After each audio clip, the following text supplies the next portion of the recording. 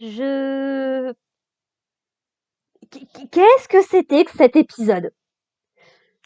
Bonjour à tous, on se retrouve aujourd'hui pour la suite de la saison 2 de Winx Club et on se retrouve aujourd'hui avec l'épisode 20. Qu'est-ce que c'était que cet épisode?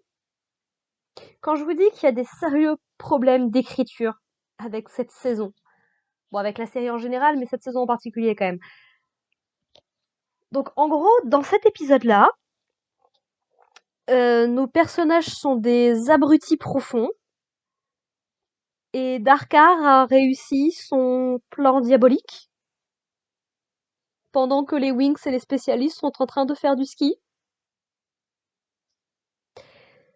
Ouais, j'ai du mal à y croire moi aussi, mais si, ça vient d'arriver, ça vient de se produire, tout en faisant l'introduction la plus pathétique et misérable et insultante possible pour un des trucs que j'attendais le plus dans cette saison, à savoir Charmix.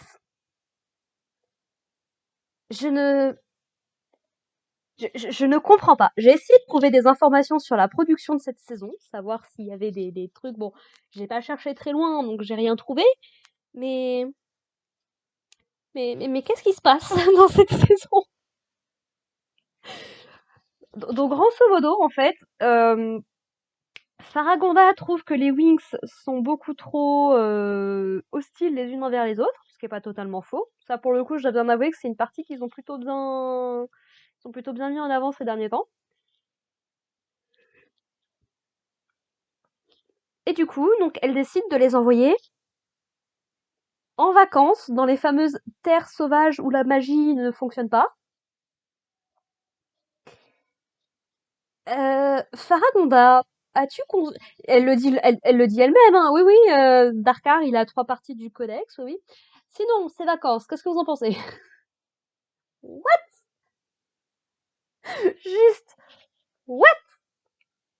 Je dirais, mais dans ma tête de gamine, tu vois, Faragonda, ça avait toujours été l'équivalent de Dumbledore, si vous voulez, dans Harry Potter.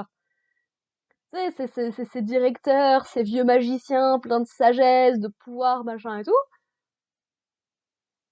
Faragonda, qu'est-ce qu'ils t'ont fait, en fait, dans cette saison? Je comprends pas.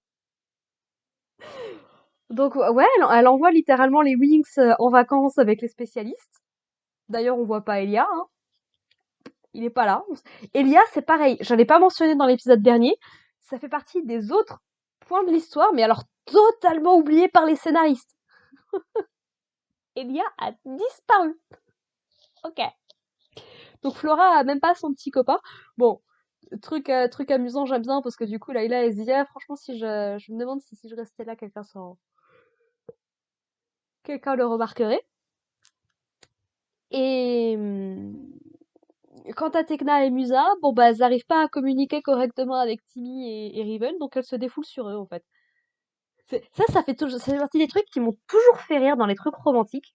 Ça fait des années que ça dure, mais c'est ce côté, les filles qui blâment les garçons parce qu'elles arrivent pas, parce qu'ils n'arrivent pas à comprendre les choses qu'elles leur disent pas.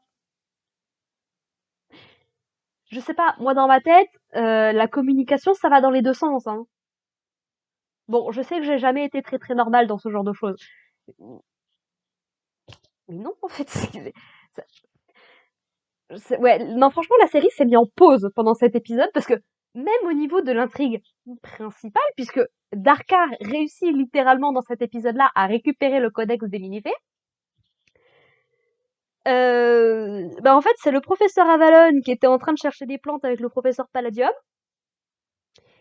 Et en fait, il s'est fait attaquer par une plante vénéneuse qui l'a complètement aveuglé. Et du coup, pour le sauver, il faut que Glip, eh ben, elle retourne au visage des Minifées pour aller chercher une algue qui est censée soigner le truc. Mais Palladium, il est persuadé que Darkar, ce qui l'intéresse, c'est principalement les Winx, donc il se dit pas, on va être surveillé, on va être suivi. Faragonda, elle t'a dit de pas y aller, mais vas-y, moi je t'autorise parce que je suis sûre qu'il nous arrivera rien. Bien évidemment, qu'est-ce qui se passe? Bah, Darkar, il voit ce qui se passe, il envoie ici la faire suivre pour atteindre le village des Minifées et récupérer le codex en fait. Et alors, la minifée protectrice du codex du village des minifées,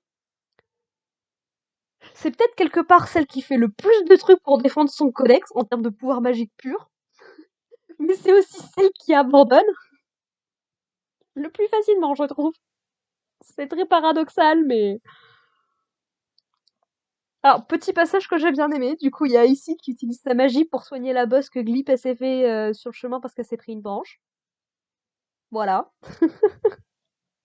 Et encore une fois, littéralement, je ne comprends pas qu'est-ce qui empêche Darkar d'aller lui-même chercher les codex, en fait. Parce que ça aurait été une question de je peux pas quitter ma base souterraine, machin machin. Ok, je dis pourquoi pas. Sauf qu'en début de saison, il est allé chercher les tricks au monastère de Recalus. Donc qu'est-ce qui l'empêche de retourner dans les autres endroits pour chercher le codex, en fait? Surtout que, clairement, dans cet épisode-là, il a pas besoin de faire suivre Glip par un de ses minions, en fait.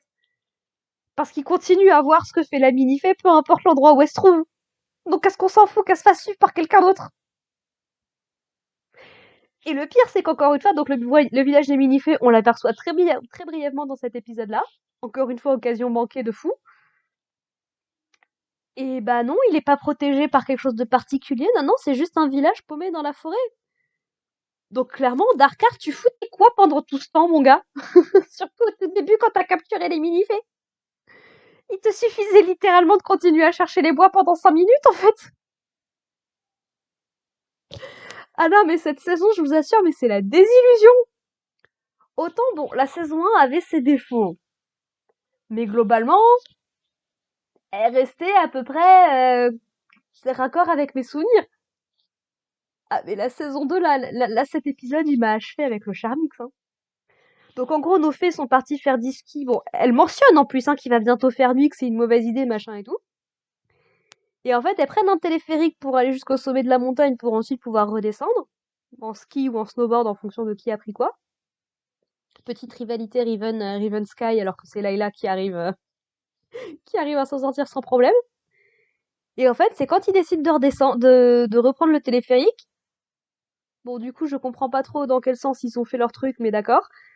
Bah, en fait, quand ils avaient commencé à le prendre, on voyait qu'il y avait une espèce de sorte de magie bleutée, machin et tout. Il y avait quelque chose, en tout cas, qui se passait avec le téléphérique. Moi, je m'étais dit, ah, c'est peut-être le pouvoir d'une Trix, même si ici, elle était à l'autre bout du monde. Mais en fait, non. Visiblement, le câble, il était juste usé, en fait. Voilà. Et donc, ils vont manquer en l'espace de 2-3 minutes. On voit vraiment que le truc, il va lâcher dans quelques secondes, quoi. Mais non, ils ont le temps de créer un deltaplane pour 10 personnes. Et à réussir à se poser en douceur, voilà. Et Bloom, qui avait été une peste aussi dans cet épisode-là avec Sky, bah en fait, elle lui dit non, je me suis rendu compte finalement que le travail en équipe il fonctionne bien, donc je veux plus te perdre, machin et tout. Et elle débloque, mais alors out of nowhere, et c'est ça qui me rend dingue. Elle débloque le Charmix. Et le Charmix, qu'est-ce que c'est? Bon bah c'est pas expliqué dans cet épisode-là, mais ça le sera visiblement dans le prochain. Bah en fait, ça fait partie, c'est la première des nombreuses améliorations de leur pouvoir que les Wings vont avoir au cours de la série en fait. Et Chata, elle nous balance juste vite fait que oui, ah là là, c'est parce que tu as surmonté tes faiblesses, machin et tout. D'où elle a surmonté ses faiblesses dans cet épisode-là? D'où est-ce que cet épisode montre un pouvoir qui a été durement acquis par le personnage, en fait? Juste non. Et c'est juste un petit pendentif qui apparaît sur son, sur son truc, en fait. Mais non. Juste non. Je suis pas d'accord. Mais alors pas d'accord du tout. Ah mon dieu. Et de son côté, du coup, Icy qui est en train de poursuivre Glip parce qu'en fait elle a récupéré le codex, machin et tout. Bah en fait elle se retrouve à Downfall. Donc on a un petit face-à-face au milieu de tout ça avec entre Icy et la princesse Amencia qui refait son apparition. Bonjour. Alors que je rappelle que littéralement, les Trix passent la moitié de leur temps quand elles sont pas en mission dans la forteresse souterraine de Darkar et que littéralement Downfall c'est à 2 kilomètres au max. Genre, d'où c'est une surprise pour qui que ce soit, en fait? Qu'est-ce qui se passe dans cet épisode au niveau du scénario? Je comprends pas. Je comprends vraiment pas ce qui s'est passé. Mais je crois que le pire, enfin, le pire, non, mais un truc qui m'a fait beaucoup rire, c'est que tu sens tellement qu'au niveau traduction française, ils sont aux fraises dans cet épisode-là. Oh mon dieu. Entre Layla, qui a deux noms différents en l'espace de 3 secondes, puisque donc Sky l'appelle Layla, c'est le nom français qu'on a toujours connu, mais son nom d'origine c'est Aïcha. Ce qui m'a toujours perturbée en écoutant les anglophones, mais nous, du coup, c'est nous qui avons transformé son nom. Pourquoi c'est la seule, je sais pas. Donc il y a ça. Donc t'as Sky qui l'appelle correctement et Riven qui 2 secondes après dit son autre nom, son nom d'origine en fait. On a les mini-fées qui sont appelées des Pixies dans le titre de cet épisode-là. Ok. Bon, tu me diras, elles ont commencé à devenir des lutins dans l'épisode d'avant, donc ça m'étonne pas tant que ça. Glip a son nom anglais aussi, visiblement. Enfin, ils sont en roue libre totale dans cet épisode-là. Et je crois que il manque un truc que j'ai pas mentionné, mais clairement, le professeur Avalon, il est pas net dans cet épisode-là parce que il est censé s'être fait empoisonner, mais il ouvre les yeux, il a l'air très satisfait de ce qui se passe. Donc, est-ce que Avalon est en réalité un sous-fifre de Lord Darkar? Bah écoute, entre l'épisode dernier et celui-ci, le doute est légitimement permis, hein. Qu'est-ce qui se passe dans cet épisode-là? Qu'est-ce qui se passe sur la production de cette série, sur la fin de saison là? Je comprends pas.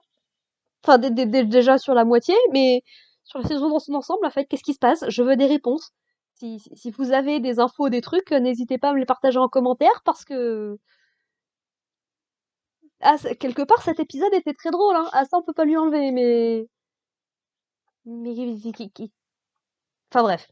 Voilà, sur ce, moi je vais vous laisser là. Je vais essayer de me remettre de cet épisode du démon et essayer de me préparer psychologiquement. Je pense que je vais peut-être faire une petite pause parce que là je me vois pas enchaîner un épisode sur le Charmix si la qualité d'écriture elle est de ce niveau-là. Clairement, non.